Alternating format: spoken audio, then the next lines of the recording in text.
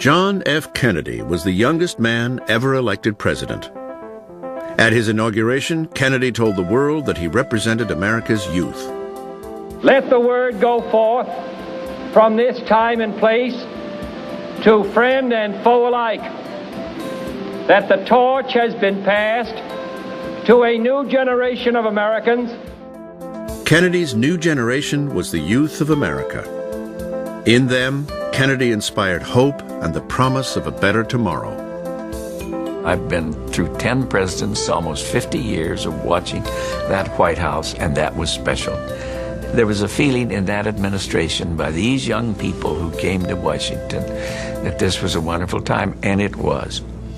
Number 35, John F. Kennedy, Democrat, 1961 to 1963, 43 years old, from Massachusetts. John Kennedy would be in office for less than 3 years, a fabled 1,000 days. But in that short span of time, he changed history. He changed the American political system. He changed America culturally as well. He became the great role model about how American men should look, dress, act. Kennedy had lived a charmed existence, and it showed. He and his wife Jacqueline looked like movie stars. In terms of the Cold War, the Kennedys were the best advertising there was for capitalism. John F. Kennedy was magic. I mean, he lit up a room. People were attracted to him, fell in love with him his entire life, both men and women. Kennedy's sexual dalliances would eventually become well known.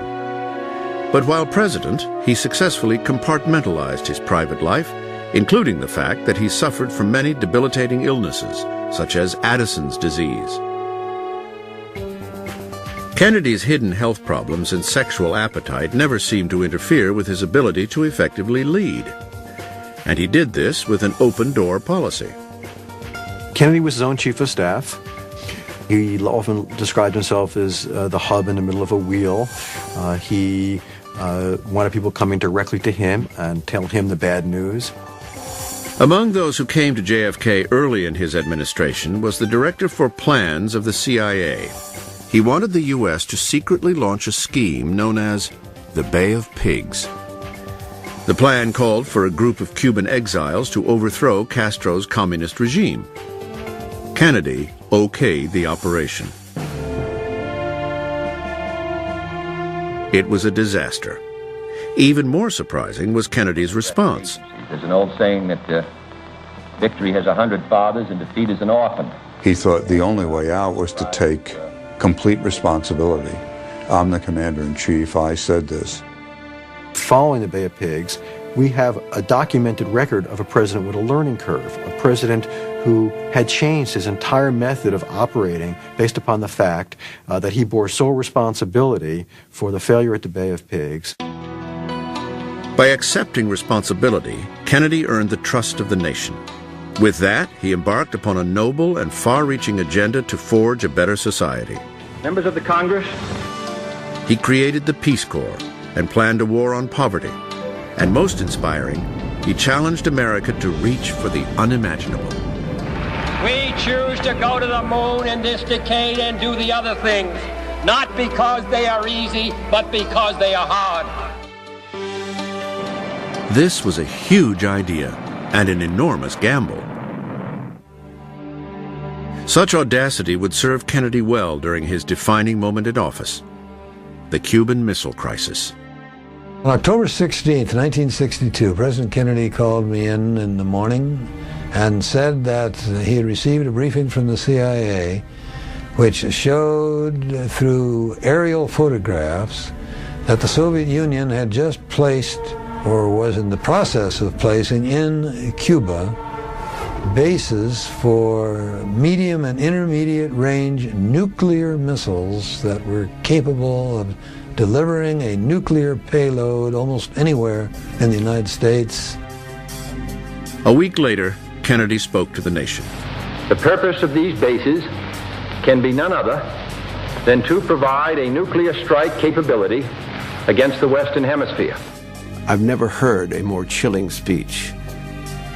I thought, wow, he's saying we may go into thermonuclear war. And in fact, I think we were that close. A cold warrior at heart, but not a hawk, Kennedy refused the advice of military commanders who pressed him to launch an airstrike on Cuba.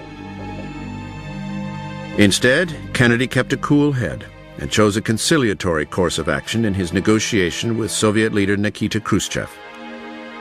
Together, they forged a peaceful conclusion to the crisis.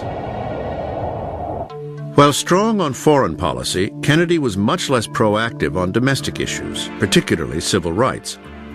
At least until 1963, when he personally watched television reports of the violence in Birmingham, Alabama. There, Martin Luther King Jr. was leading a massive protest against segregation. And the scenes of fire hoses tearing the skin off of young children's backs who were marching peacefully and dogs attacking protesters, it changed the public mood in the North and changed the public mood nationally, and it changed the mood within the Kennedy administration. While Kennedy gained a new appreciation for civil rights, he remained an ardent foe of communism.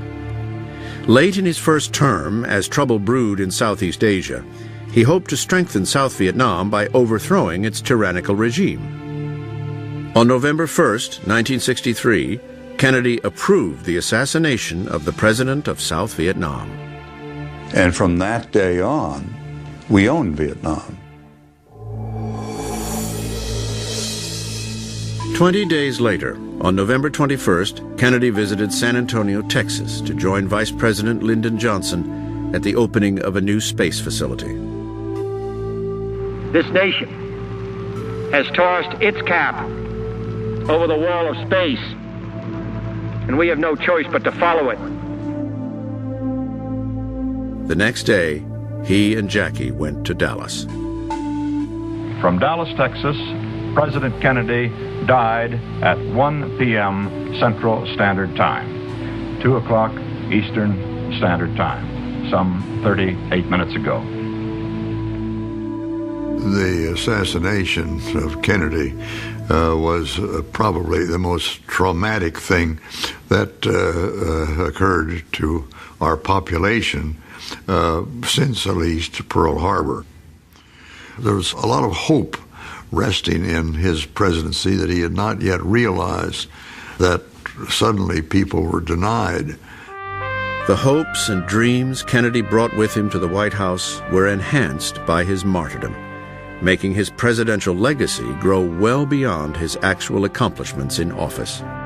The idealism, the commitment to public service, the desire that people should give something of themselves back to America, I think these are some of the most important legacies of the Kennedy administration.